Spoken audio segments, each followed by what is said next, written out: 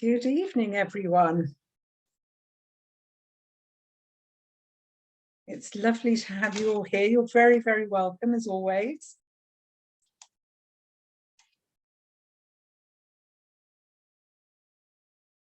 So who's with us this evening? I had a sneaky peek, and I think there are some of our regulars here, which is rather lovely. So tell me who you are.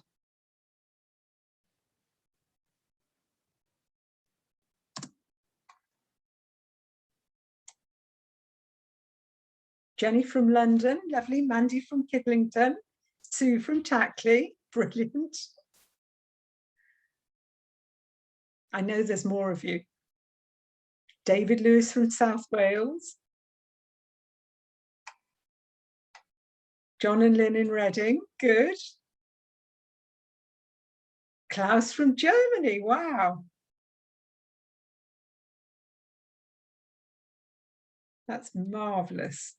Well, this evening, I don't have a special guest. I'm afraid you're just stuck with me. And I'm going to chat to you a little bit about saints and sinners that have walked through the doors of Blenheim Palace. I don't know if you watched Bridgerton a few months ago, but I thought it was fascinating, just what we need, a little bit of escapism.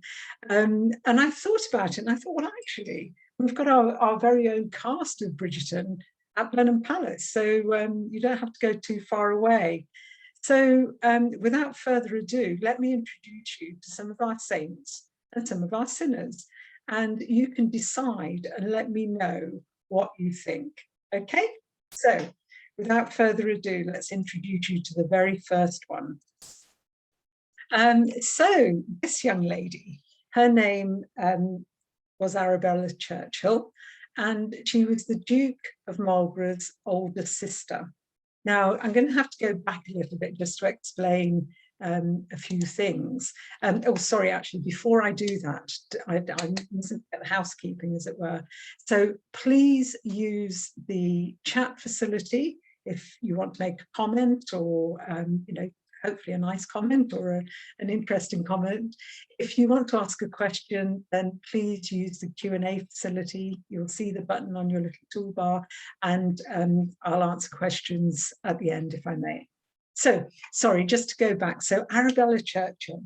So she was the older sister of John Churchill. Their father was the very first Winston Churchill. And Winston made a slight error of judgment, let's say, and he backed the royalists rather than the parliamentarians when Charles I lost his head, and he forfeited his land and his wealth. When the monarchy was reinstated, what happened was that his children began to find places at court, and Arabella was a rather comely young lady, and she was a maid of honour. Now, if ever there was a misnomer, then it's the term maid of honour. The maids of honour were there allegedly to carry out the same sort of duty as a manservant would carry out to his master. So a maid of honour would look after her mistress. What they also did was kind of furnish the young men at court with a little bit of sport. And Arabella Churchill was a maid of honour to the Duchess of York. Duke of York later became James II, so he was Charles II's brother. And Arabella wasn't a silly lady, and she knew that she had charms that she could use to her advantage. And she had a very shapely pair of legs. So one day, when they were out riding and she was in company with the Duke of York, she took very great care to take a graceful tumble from her horse. Her skirts went up over her head. He was smitten by her shapely legs, and they became very, very special friends, to the extent that she had 4 children by him. They eventually married, not to each other. Arabella married Colonel Charles Godfrey, so she'd had 4 children with the Duke of York, and they all bore the surname Fitz-James. So he was James, Duke of York, and the prefix Fitz indicated that this was a child of royal illegitimate birth, so Fitz James. And then she had a further 3 children with her husband.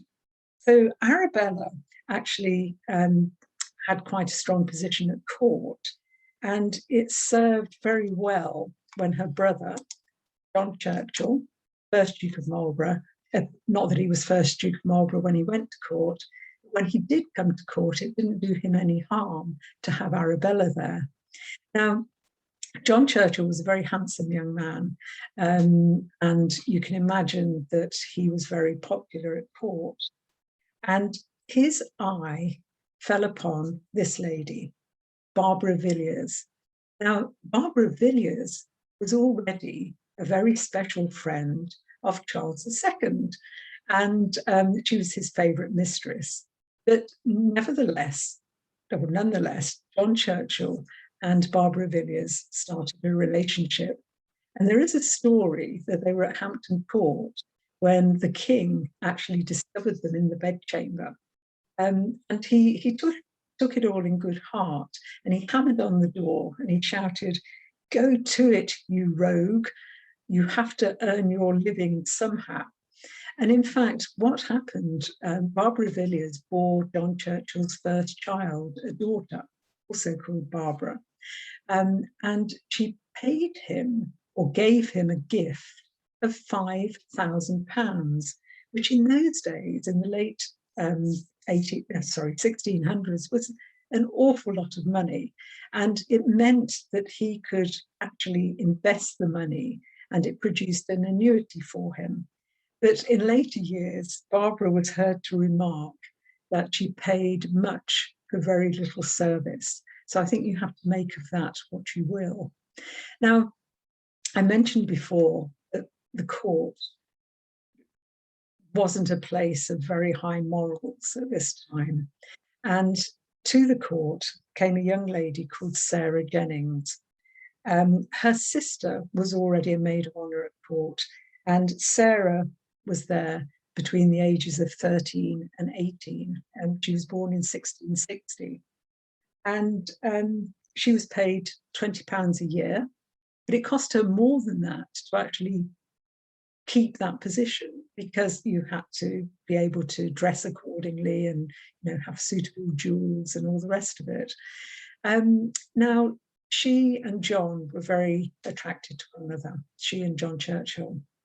And John Churchill had other people in mind for a wife, because on paper, Sarah wasn't a terribly good match. And in those days, a marriage was very, very much a business transaction, and you got out of it as much as you could. So on paper, she wasn't a great catch. But John was head over heels in love with her, and she with him.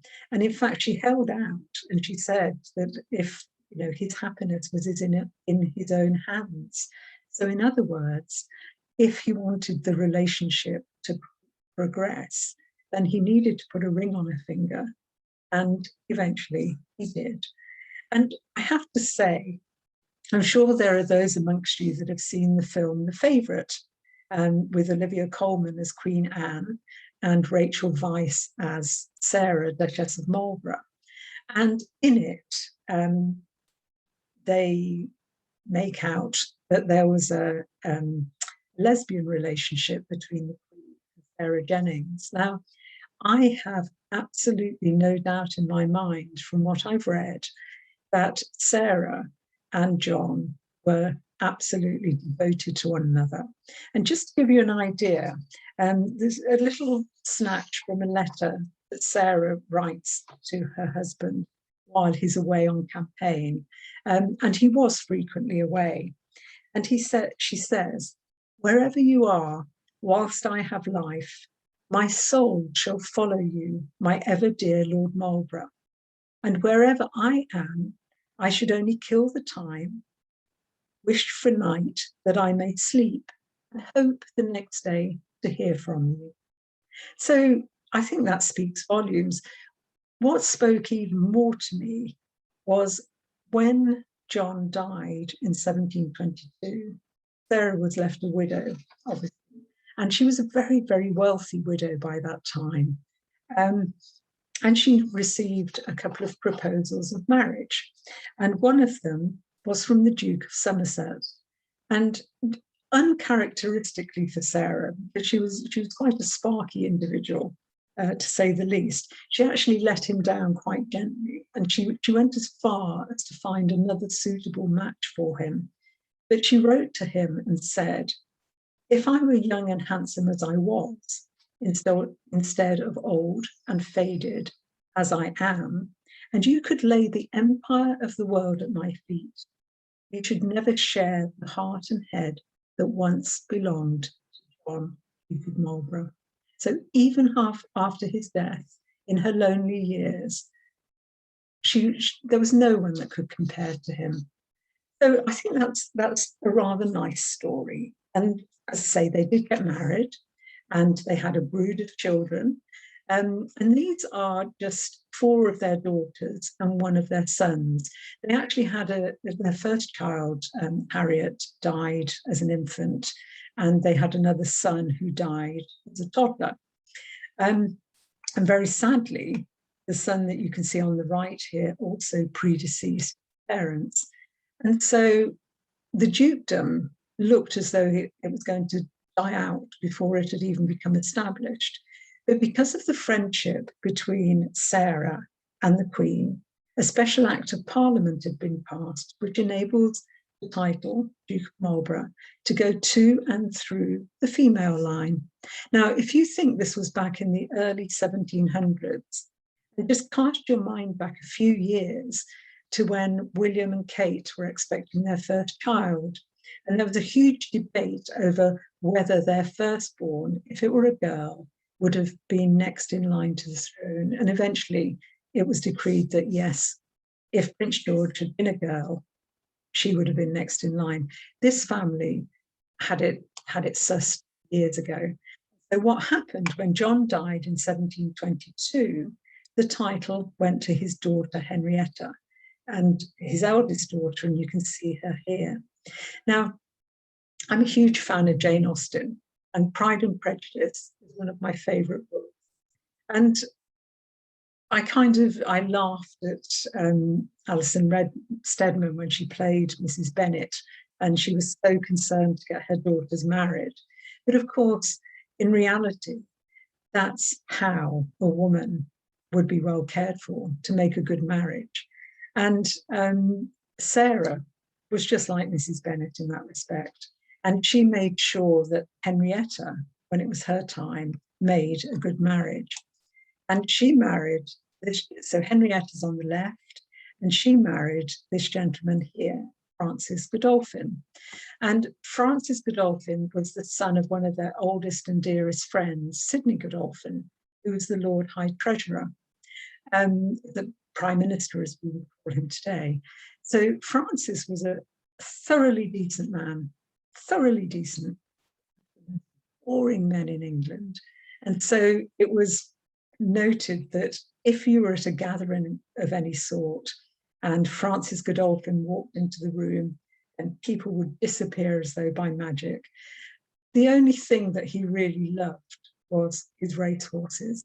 And in fact, he founded the Godolphin stables at Newmarket and introduced the thoroughbred to this country. So he was a great racing man. Henrietta gave him an heir, a son, William, or Willigo as he was known. And when William was born, Henrietta's message to her husband was, "Go tell the fool I have got him an heir." So I think from that, you can tell that the marriage was about to run into trouble. And so, in fact, Henrietta's fancy fell upon this gentleman here, his wonderful wig and his velvet jacket. And this was the playwright, William Congreve. So best known, I think, for the line, "Hell hath no fury like," and I'm sure you're all saying at home, "a woman scorned." So that was one of his best lines. Now, it wasn't unusual for people to have extramarital affairs at this time, as I'm sure you realise, but it was all about the discretion with which you carried on these affairs. And unfortunately, Henrietta chose not to be terribly discreet. She and her mother didn't get on, and that's probably an understatement. But then Sarah didn't get on with many people. And I think sometimes the only reason that she and the Duke remained on such good terms was that he was away on campaign for a lot of the time. But anyway, that's another story. So they didn't get on. And Sarah was further incensed when Henrietta returned from taking the waters at Bath and returned with a tiny child. And this little babe in arms was called Mary, and she was William Congreve's child. Now, William Congreve was killed in a carriage accident. Francis Godolphin, being a thoroughly decent man, no matter how boring, was actually one of the pallbearers at his funeral. And he brought Mary up as his own child. Congreve left most of his estate to Henrietta. And when she died, she left all of Congreve's estate to Mary. So it really was no secret that Mary was their child, and also that Henrietta had been a very, very special friend of William Congreve. Now, this is a picture of the memorial to Congreve that Henrietta had erected in Westminster Abbey, and it is absolutely vast. You can't miss it, and it is not discreet. And it actually says on it that it was set up by Henrietta, Duchess of Marlborough, as a mark of how dearly she remembered the happiness and honour she enjoyed in the sincere friendship of William Congreve. And Sarah's comment was, there was no honour in that friendship. Now, when Congreve died, Henrietta became slightly unhinged. And in her grief, she had a wax mannequin made of him. It was a full-size mannequin. So it was wherever Henrietta was, the mannequin was as well. And it had a kind of ulcer on its leg that could be treated by the apothecary. And if you were invited to dine with Henrietta, then Congreve would sit at the table with you. And he was fashioned in such a way that you could just put a little sweetmeat into his mouth. So the technology of those days was incredible, really. And I'll leave you there with that one. So Henrietta was the second Duchess of Marlborough in her own right. Duke number 3 was her nephew, Charles Spencer. And really the only thing that he did right or wrong or that was notable was that he married someone called Elizabeth Trevor, who Sarah didn't have a good word to say about, and commented that she was ill-bred and had bad teeth. And her view was that the breeding might improve or her manners might improve. Couldn't do an awful lot about her teeth. So we're going to leave those alone for the moment, and we're going to go on to the next family that I'm going to talk to you about. And these really, the 4th Duke of Marlborough and his family, as you can see here by a painting by Joshua Reynolds, these were some of my favourite people. He became Duke in 1758, and he was only 19 at the time. And they were the first family to live at Blenheim full time. And they really lived in the entire palace, and you can imagine the shouts and laughter of the children echoing down the corridors. And he was a very indulgent father.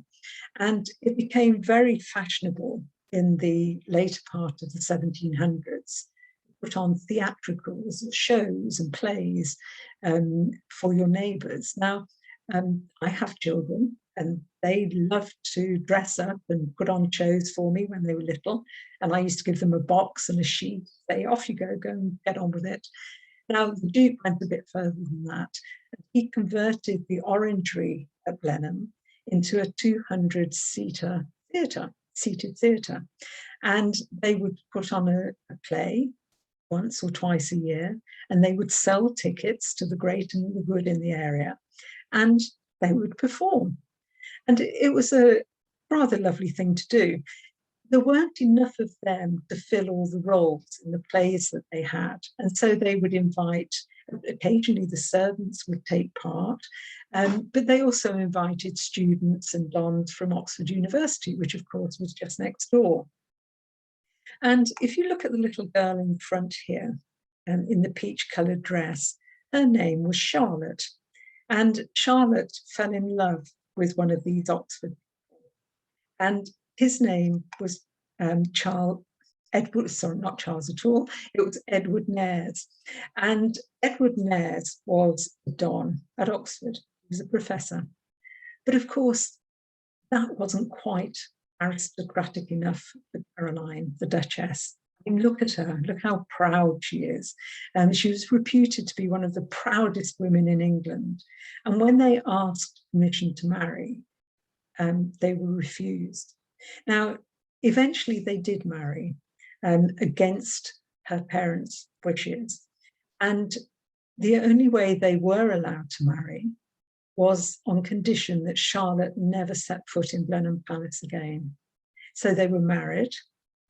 Charlotte had several children, only one of whom survived, a little girl called Martha Elizabeth.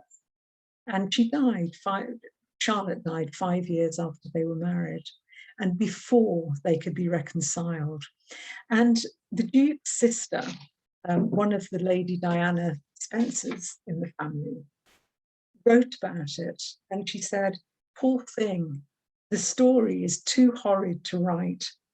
Her husband, Edward, behaved with utmost affection, others not so.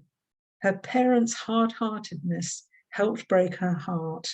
I fear they are really become callous to all. They really are become callous to all but themselves. And when I say they, I mean more particularly the female, meaning the Duchess." So what happened? The Duchess eventually died. She died before the Duke. And when she did die, Edward and his little girl were welcome in the palace.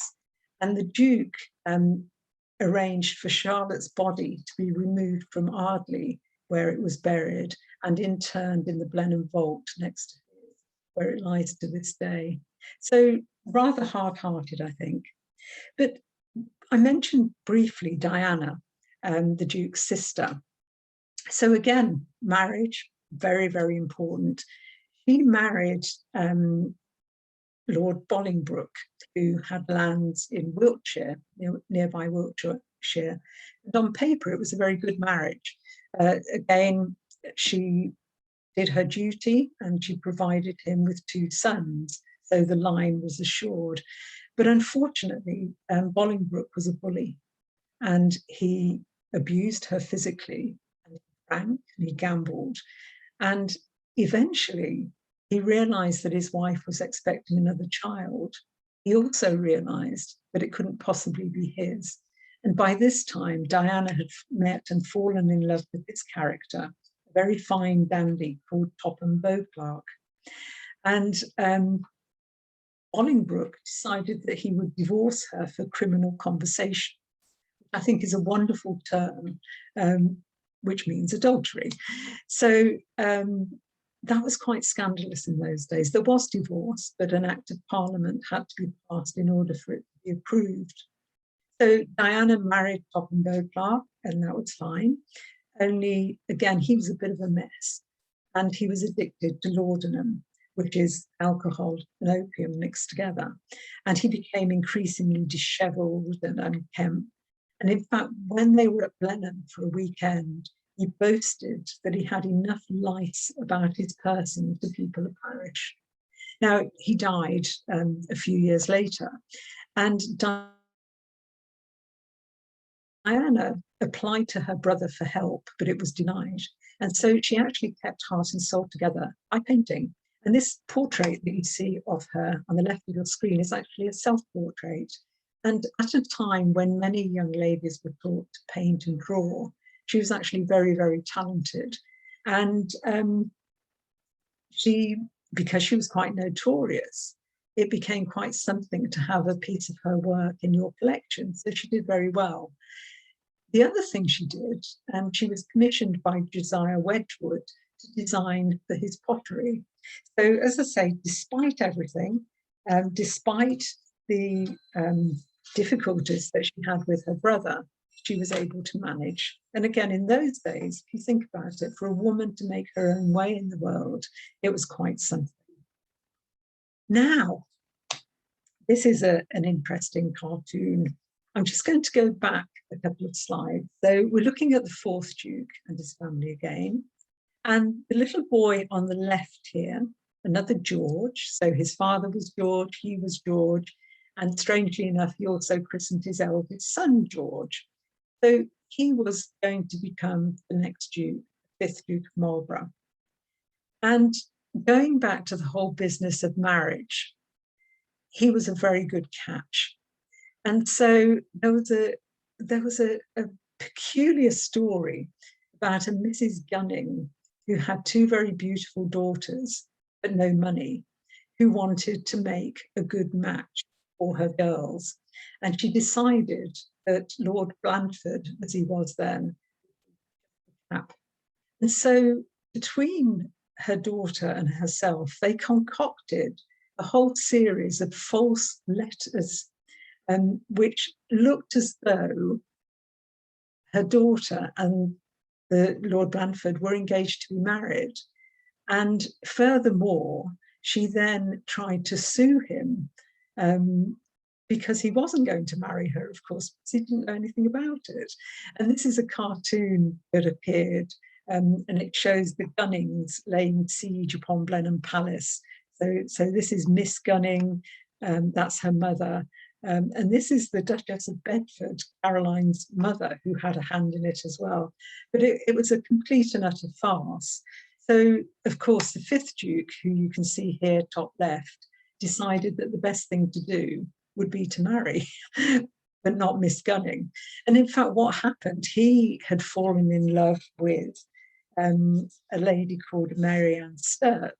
Now, sadly, Mary Ann Sturt was married to someone else.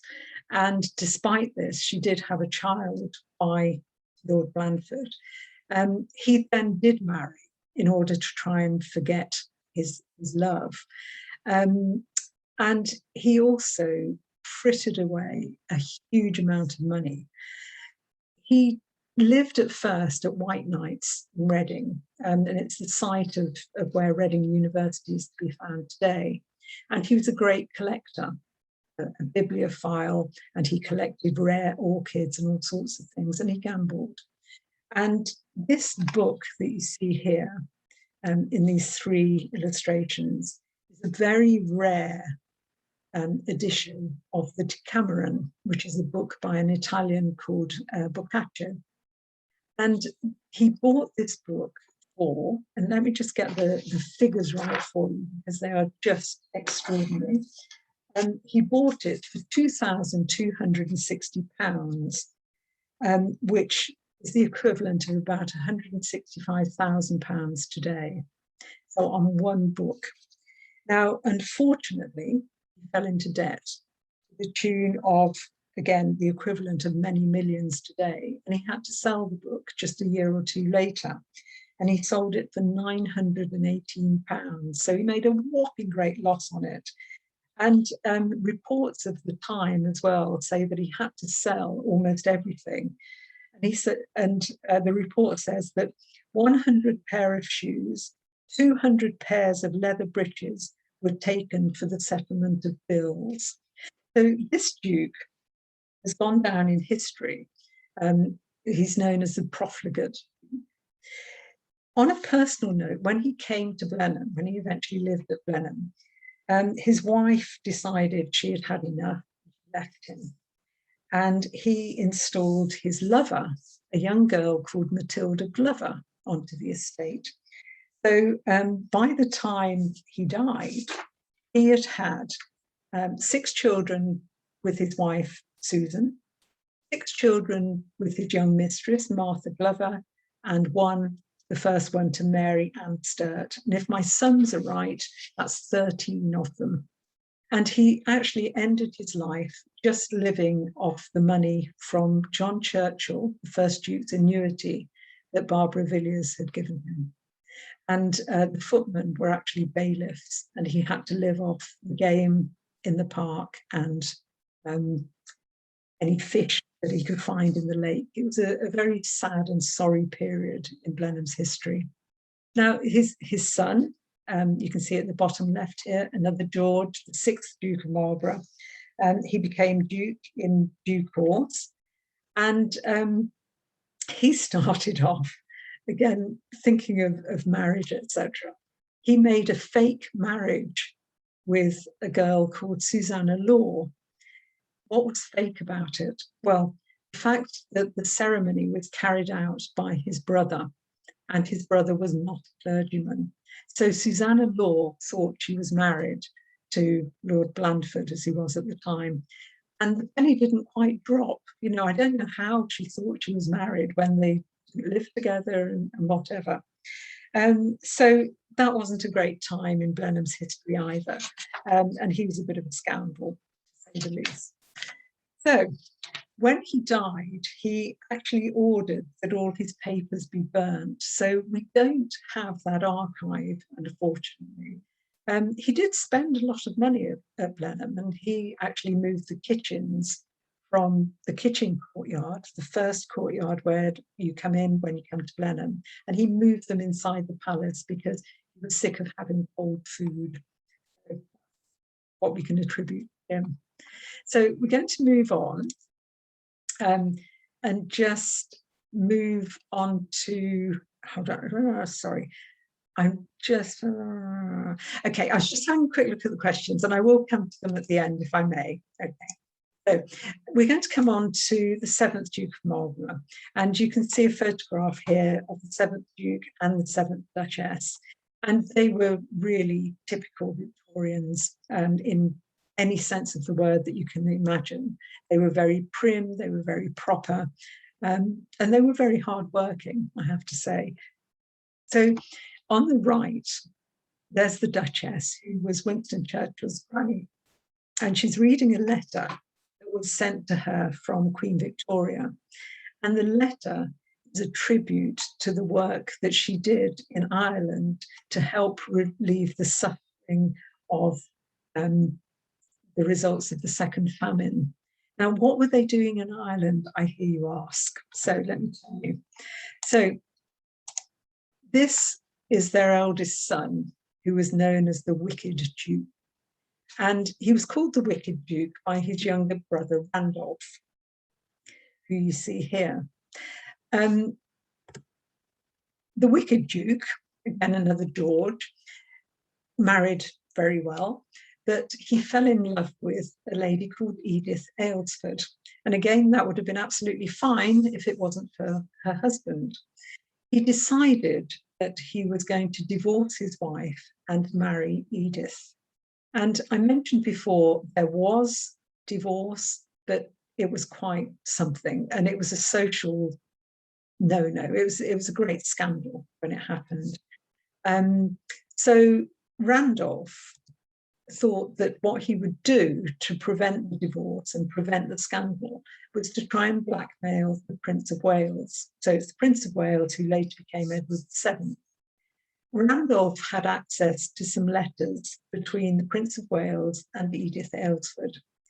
She was a busy young woman, and he threatened the prince that if he didn't step in and prevent the divorce, then he would make the letters public, which was a huge mistake on his part. You know, you don't try and blackmail the royal family. So the Prince of Wales was incensed, and he made it known that he wouldn't set foot in any home that welcomed the Spencer Churchills. And so what to do? The Duke, his father, decided that he would take up an appointment as Viceroy in Ireland. So the family took themselves over to Ireland, and Randolph and his wife Jenny and their little boy Winston went over as well, and Randolph became his unpaid secretary. And it was during this time that Frances, the Duchess, did all that wonderful work and did so much fundraising to help the poor and were starving in the villages around her. So why was he called the Wicked Duke? Well, Randolph called him the Wicked Duke because he sold off so much of the Blenheim collection, mainly to fund his experiments, because he was, in fact, a very good scientist. And he corresponded with Edison about the development of the light bulb and the phonograph, and sold a lot of the Blenheim collection to do that. And that's how he got the name. So we're moving on again slightly to the next generation. And we come to the 9th Duke of Marlborough, Charles, who was the 8th Duke's oldest son, and his wife and family. So he became Duke in 1892. And at the time, again, Blenheim needed a lot of money spending on it. And that's the thing with the palace. It's the reason we're open today. You know, it's how we use your money. You know, we keep the palace in good heart, and we hope it's there for future generations. Now, when he became Duke, he was only 21 years old. And again, a very good catch, very eligible bachelor, fantastic title. And he took the advice of his grandmother, Frances, because he was Winston Churchill's cousin, remember? So they had this granny in common. And she told him he needed to marry for money. And she made it quite plain that he needed to bring in at least £1 million, you know. So in those days, again, that was quite a high target, a high goal. So what did he do? He took himself off to America, and he found himself a dollar princess, which is what so many of the aristocracy did at that time. He came across this beautiful woman, Consuelo Vanderbilt. They had met before. So he went to her, he proposed marriage.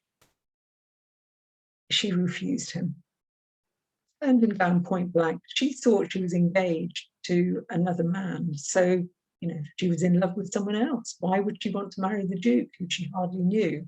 Now, her mother, Alva, again, we're still looking at this thing to get your daughters married well.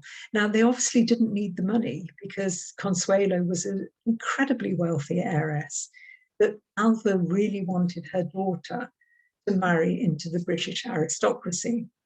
So Alva took herself off to bed with a fit of the papers and palpitations and goodness knows what else. And Consuelo, who was just a young girl and very biddable, agreed to marriage. Now, this painting hangs in the Red Drawing Room at Blenheim Palace, and it's right opposite the one we saw earlier of the 4th Duke and his family. Whereas the painting of the 4th Duke, jolly, and it's lively, and it's full of joy. If you look at this one, it's a complete contrast to that. And the people just do not look happy, do they? And of course, when they were first married, the Duke wasted no time in telling Consuelo that he loved someone else. So Consuelo gave the Duke an heir and a spare as her terms, and then the two of them separated, and they both found solace elsewhere. And the Duke's words were that Consuelo erred first. So she actually had an affair, or had affairs with a couple of the Duke's cousins. So the Duke took up with this lady, an American lady called Gladys Deacon. And, you know, again, that's a whole nother story. But she became the Duke's mistress. And eventually in 1921, the Duke and Consuelo were divorced. In fact, their marriage was annulled on the grounds that Consuelo had been coerced into it, which is a very strange scenario at that time, given that they'd been married for so long and had had 2 children. But nonetheless, they both remarried. The Duke married this lady, and I think it's quite accurate to say that wasn't a happy marriage either by any means.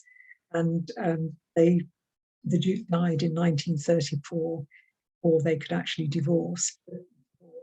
But before that, he closed the palace up. He kind of persuaded, in inverted commas, Gladys to move out, and things just went far to worse. So moving on, I don't want to end on a kind of gloomy note, so I'm going to spend a bit of time talking about one of my personal favourites, and probably one of two Duchesses that I would really have liked to meet. And this is the 10th Duchess, who was the grandmother of our present Duke. In fact, it's rather fitting because next month it will be 70, no, it will be 60 years since she died. Okay, my maths fell down there. And this quote is a rather wonderful quote by a diarist called Chips Channon. And in fact, his diaries have just been republished. And he knew everyone and had something to say about everyone. And this is what he said about Mary Marlborough: that she's an efficient Duchess, she's handsome, she's serious-minded, very English, very balanced, very conventional. She brings her children up in a rather snappy, almost Spartan way, and they seem to adore her. He then goes on to say, she's improved the house and enhanced the atmosphere. It's now gay and healthy, and the long corridors echo with childish laughter and screams, and huge dogs sprawl about. And, you know, I think that sums it up, and it's what Blenheim needed. And again, it's interesting to read the 10th Duke's memoirs, and he talks about when they moved to Blenheim in 1934, and how austere it was, and what a state it was in after Gladys and her spaniels. And, you know, she'd let them, all 30 and 40 of them, have the run of the entire palace. So they had to really get it back into shape, and they had this young family. You can see 3 of the children there. They actually had 5 in total. And there's Lady Sarah on the right, Lady Caroline, and then Lord Blandford, who grew up to be our 11th Duke, the last Duke. And one of the little children one hasn't been born at this stage, and one of them's missing. And that's because she'd fallen over and grazed her knees, and she had sopping great plasters on them, and she was watching everything from the window of the bear, but she wasn't allowed to be photographed. So they came to Blenheim, and Mary went from being, you know, again, the cream of society and a socialite, and she really took her duties seriously, and never more so than during the Second World War. So war broke out in 1939, and almost immediately a boys' school was evacuated to Blenheim. So Mary had to make sure that everything was in place and everything was ready for them. She had to make sure, you know, that there were blackout curtains. She had to make sure everyone had gas masks. She made sure that there were stirrup pumps, and that the rafters in the roof had been coated with salt and lime to make them fire retardant, you know, everything. And I just love this letter on the right. Blenheim had its own fire brigade, and it was made up of servants. And it's a letter about cocoa for the firemen. And it's quite important, you know, it's nice that they looked after their comforts. It says, the penultimate paragraph, it says, as to food, the Duchess is seeing that a good big cake is at their disposal every night if they want it. So, you know, even little details like this, Mary looked after them all and made sure everything was, you know, as it should be. So that was throughout the war years. And then shortly after the war, a few years after the war, of course, in 1952, Queen Elizabeth, our present Queen, whose birthday it is today, she came to the throne. The coronation was the following year in 1953, and the Duke and Duchess took their place in Westminster Abbey as peers of the realm, and there's Duchess Mary carrying out that function.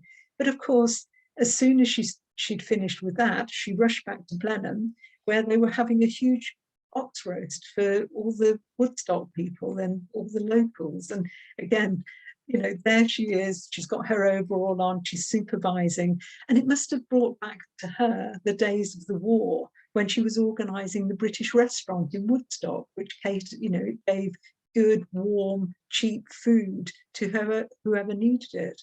You know, during the war, she looked after Blenheim. She also sorted out accommodation for people who were visiting children who had been evacuated to the town. You know, her efforts, her energy were absolutely endless. And the other thing she was doing during the war, again, I find fascinating. So she was born in 1900. In 1940, she gave birth to her fifth child, another son. In 1943, she organised her daughter's wedding. So she was a war bride, her eldest daughter. And in 1944, she became a granny. So you get kind of every bit of the spectrum there. It's just incredible. And then she joined the Red Cross. She was a supporter of the Red Cross right from the First World War when she became a VAD, a voluntary aid detachment nurse. And in the bottom right-hand corner, there she is in her Red Cross uniform. And it was a uniform she designed. They invited her to design a uniform which was a bit more businesslike and a bit more attractive. And she arranged a fundraiser at Blenheim Palace, in fact, two fundraisers, two fashion shows. The House of Dior came to Blenheim in 1954 and in 1958. And Duchess Mary organised this. Princess Margaret was guest of honour on both occasions, and they raised, each one of them raised about £250,000 for the British Red Cross Society. I mean, phenomenal energy. And she was just tireless, you know, she really was. And then in 1947, that's a picture of her while she was mayor of Woodstock. And she's pictured after a ceremony in which Winston Churchill was given the freedom of Woodstock. Very sadly, she died aged 61. So, you know, by today's standard, absolutely no age at all. And there were all sorts of obituaries and all sorts of things written about her. And I must say, one of my favourite things was that in April 1949, so by then she was 49 years old, she rode pillion on a motorcycle behind a speedway rider when the new Oxford track was opened. There you are. And I have to say, of all the saints and all the sinners, my favourite saint. Now, I'm going to, I'll stop at that point, but there are some questions which I'd love to answer if I can. So let me have a look. So Debbie, okay, Debbie, and I didn't make this clear, you're quite right. So Henrietta was succeeded by her nephew because yes, she did have a son, and yes, her son did predecease her. So the title went to her sister Anne, and in fact Anne had already died, so it went to one of her sons. Okay, I hope that's all right. Did Lady Diana Spencer lose her children when she divorced? I think she did. Well, certainly the two sons she did. And in fact, she had two daughters by Topham Beauclerk by her second marriage. And one of the daughters fell in love with one of her sons, and that was all very messy. Debbie, oh, that's very kind. This is amazing. Have you done all the research yourself? Is this information in a book anywhere? It should be. So, some and some. So yes, I have researched some of it myself. I'm very fortunate. I've been to the British Library. I've looked at some original papers. I've looked in our archive, various other things. But there is a splendid book that gives you a really good summary of a lot of this. And it's a book by our present Lady Henrietta, so Lady Henrietta Spencer Churchill. And it's all about the Churchills at Blenheim. And it gives you a lovely overview of lots of the dukes and duchesses and some of the characters that I've talked about this evening. Right, I don't know much about the current duke. Does he have children and an heir? Yes, he does. So our present duke has 3 children. His eldest son, Lord Blandford, in due course will become the next duke, and then he has another son and a daughter. So that's all good. Okay, and then finally, why is Sarah Jennings wearing an ermine coat? Is it a sign of royalty? Plus, it's more a sign of aristocracy. And, you know, there's a whole system in the UK where you have earls, dukes, viscounts, etc., and they can all wear ermine. when they go to the Houses of Parliament, etc., or on any special occasions. So it's more an aristocratic thing rather than just a royal thing. So yeah, just one more, if I may. Oh no, that's the same question. So, well, I hope you've enjoyed this evening. If there aren't any more questions, then all that remains is for me to say good evening. And there is another question. Hold on, another 2 questions. Klaus, you're very welcome. Oh, Debbie, so Debbie has said, do I know where in the order of precedence the Marlboroughs are? So that's a very good question. Certainly as far as the throne goes, they're way down the list, but there is a hierarchy amongst dukes as well. And I know that they are in the top 5 or 10 dukedoms, non-royal dukedoms. So they're pretty high up there. They're pretty senior. Okay.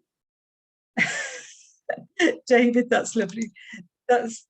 David has just said, another fantastic talk. They've kept me sane throughout lockdown. That's amazing. Good. So, David and everyone, there isn't one next Wednesday. We are going to do a Facebook live stream next Thursday, which you'll be able to pick up at any time.